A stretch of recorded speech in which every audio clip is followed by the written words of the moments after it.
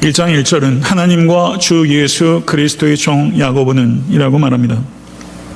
신약 성경에 야고보라는 이름을 가진 사람이 세 사람 등장합니다. 세베대의 아들 사도 요한의 형 야고보가 있습니다. 그런데 이 야고보는 사도행전 12장에 주후 44년에 12제자들 가운데 최초로 순교했기 때문에 그 순교한 최초의 사도 야고보가 야고보서의 저자라고 하기에는 너무 일찍 순교했습니다. 두 번째는 예수님의 12제자들 가운데 알페오의 아들 야고보가 있는데 이 야고보는 작은 야고보라고 불려지기도 했습니다.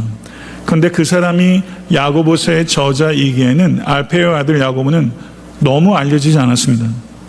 그래서 세 번째이자 가장 유력한 인물은 바로 예수님께서 탄생하신 이후에 요셉과 마리아 사이에서 태어난 야고보, 바로 예수님의 동생 야고보, 그리고 예루살렘 교회의 기둥이었던 야고보, 바로 그 야고보가 야고보서의 저자라고 생각하는 것이 가장 타당하고 확실한 추론이라고 생각합니다.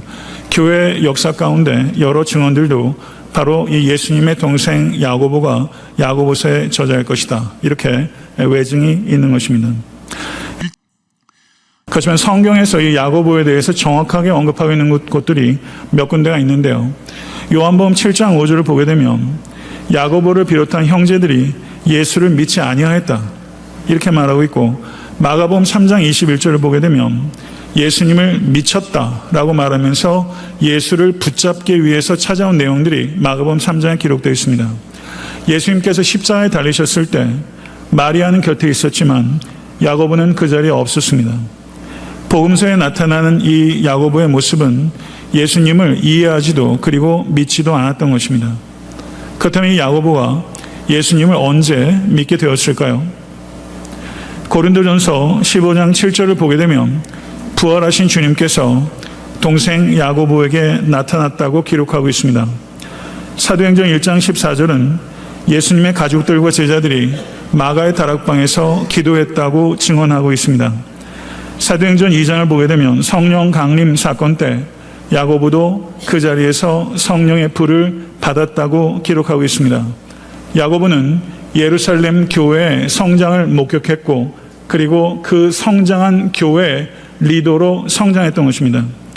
사도행전 9장을 보게 되면 사도 바울이 다메섹으로 가는 도중에 부활하신 주님을 만났고, 회심한 지 얼마 지나지 않아서 예루살렘에 갔을 때 바나바의 인도를 받았고, 그때 사도 야고보는 바울을 만났습니다. 그리고 사도행전 15장을 보게 되면 어떤 사람들이 모세의 법대로 할 일을 받지 아니하면 능히 구원을 받지 못한다라고 주장하며 다툼이 발생했을 때 야고보는 예루살렘 공의회를 대표하는 지도자로서 오직 믿음으로 은혜에 의해서만 구원을 얻는다라고 예루살렘 공의회의 가장 최초의 중요한 선포를 했던 것입니다. 그리고 그때 사도 야고보는 유대인의 감정을 상하게 하지 않기 위해서 이방인 그리스도인들에게 반감을 일으키는 몇 가지 행동을 삼가할 것을 요청했습니다. 이것이 사도행전 15장 20절에 기록되어 있는 내용입니다. 야고보의 이와 같은 행동들을 우리가 성경을 통해서 재구성하면서 특별히 사도행전 15장 그리고 21장 등에 나타나는 이 사도 야고보의 모습을 통해서 우리는 이 사도 야고보가 모든 사람들이 연합할 수 있도록 위대한 조종자의 역할을 했던 사람이라는 것을 우리는 알 수 있습니다. 야고보의 자기소개, 하나님과 주 예수 그리스도의 종 야고보. 한번 따라해 보시겠어요? 하나님과 주 예수 그리스도의 종 야고보. 외우실 수 있겠죠? 하나님과 주 예수 그리스도의 종 야고보, 이렇게 소개했어요. 그런데 정작 자기를 소개할 때는 자기의 형제인 예수께서 내 형제 예수 그리스도, 이런 말 없다는 거예요. 그런 말을 싹 빼고 있어요. 자신이 예수의 형제라는 말을 하지 않습니다. 그리고 심지어 자기를 그리스도의 사도라고도 말하지 않습니다. 나는 최초의 교회였던 예루살렘 교회의 장로란 말도 하지 않습니다. 야고보는 다 뺍니다. 한 가지만을 얘기합니다. 나는 하나님과 주 예수 그리스도의 종입니다. 나는 종입니다. 이 한 가지만을 가지고 자기 정체성을 삼은 사람. 성도 여러분, 우린 이렇게 간결하고 우린 이렇게 겸손합니까?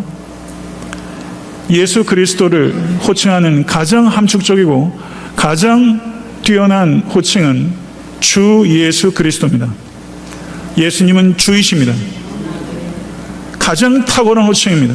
가장 지존한 호칭이에요. 그럼 예수님이 주님이시다. 이게 무슨 뜻입니까? 이것을 영어로 번역할 때는 Lord라고 번역하는 거죠. Lord. 구약 성경에서 Lord라고 지칭되신 이는 오직 성부 하나님 한 분밖에 없습니다. 신약 성경에서 Lord라고 지칭된 이는 우리 주 예수 그리스도예요. 그러면 Lord라는 이 호칭은 예수 그리스도의 신성을 나타내는 것입니다. 예수님의 신성을 나타낼 때 하나님의 아들이라는 호칭과 주라는 호칭, 이 두 개의 호칭이 쓰여요. 이 두 개의 호칭은 같은 것입니다. 예수님은 하나님이시라는 것을 나타내는 호칭이에요. 예수님께서 하나님이심을 믿으십니까? 예수님은 또한 그리스도이십니다. 그리스도라는 뜻은 기름 부음 받은 자라는 뜻입니다. 히브리 말로 메시아입니다. 구약시대에 기름 부음을 받은 사람들은 왕과 제사장과 선지자들, 이렇게 세 부류의 사람들이 있었습니다. 유대인들은 그리스도를 기다렸습니다. 로마의 억압과 그리고 로마의 괴뢰 정권이었던 헤롯 왕과 그 후손들로부터 이스라엘을 정치적으로, 군사적으로, 경제적으로 해방시켜 줄 수 있는 현세적인 그리스도를 이스라엘 백성들은 대망해 왔습니다. 그렇지만 예수께서 이 땅에 성취해 가고 계시는 그리스도상과 무리들과 제자들이 원했던 그리스도상은 전혀 다른 것이었습니다. 유대인들이 원했던 것은 군림하는 왕이었으나 예수께서는 섬기는 왕으로 이 땅에 오셨습니다. 유대인들은 로마로부터 해방시켜줄 왕을 원했지만 예수께서는 죄와 사망으로부터 해방시키시는 왕이신 줄로 믿습니다. 유대인들은 유대인들만의 왕을 원했지만 예수님께서는 모든 나라와 민족과 열방의 왕이십니다. 그리고 이 모든 일을 이루시기 위한 방법으로 예수께서 십자가를 감당하신 것입니다. 우리가 믿는 바 예수 그리스도는 섬기는 왕이요 고난당하는 서퍼링 메사야 그리스도이신 줄로 믿습니다. 이러한 개념이 유대인들에게 없었고 그리고 이러한 왕을 유대인들은 받아들이지도 않았던 것입니다. 이곳에 쓰시는 이 흩어진 12지파라고 말하고 있습니다. 12지파는 로마 제국 전역에 흩어져 있는 예수님을 믿는 유대인 그리스도인들을 모두 지칭하는 것입니다. 예루살렘에 박해가 닥쳤을 때 유대인들이 예루살렘 밖으로 탈출했고 그리고 예루살렘의 명절 때 전 세계에 흩어졌던 유대인들이 예루살렘에 와서 그때 예루살렘에서 예수를 믿고 또다시 삶의 자리로 돌아갔죠. 그래서 이 두 부류의 사람들을 모두 합해서 흩어진 12지파라고 이야기를 하는 것입니다. 흩어진 12지파, 흩어진 사람들, 이것이 이 땅에서 교회의 정체성이요 여러분과 저의 정체성이 되어야 되는 것입니다. 교회는 무엇입니까? 모이고 흩어지는 곳입니다. 교회는 모이는 곳인 동시에 흩어지는 곳이 되어야 됩니다. 복음을 들고 흩어지는 공동체, 그리고 그런 지체가 될 수 간절히 바랍니다. 이들 유대인 그리스도인들은 이중적인 디아스포라의 삶을 살았습니다. 그들은 예수님을 주와 그리스도로 믿었기 때문에 유대인 공동체로부터 출교당했고 핍박을 당했습니다. 그리고 그들은 유대인이었기 때문에 로마인들로부터 핍박을 당했습니다. 그래서 유대인 그리스도인들은 유대인으로부터 로마인으로부터 이중적인 핍박을 받았고 그로 인해서 많은 사람들이 지쳤고 그리고 흔들리고 있었습니다. 바로 그때 사도 야고보는 핍박과 혼돈과 변절의 소용돌이 속에서 견고하게 설 수 있도록 간곡하고 강력한 권고의 편지를 써야 될 필요성을 느꼈고 바로 그 책이 바로 우리가 읽고 있는 야고보서입니다.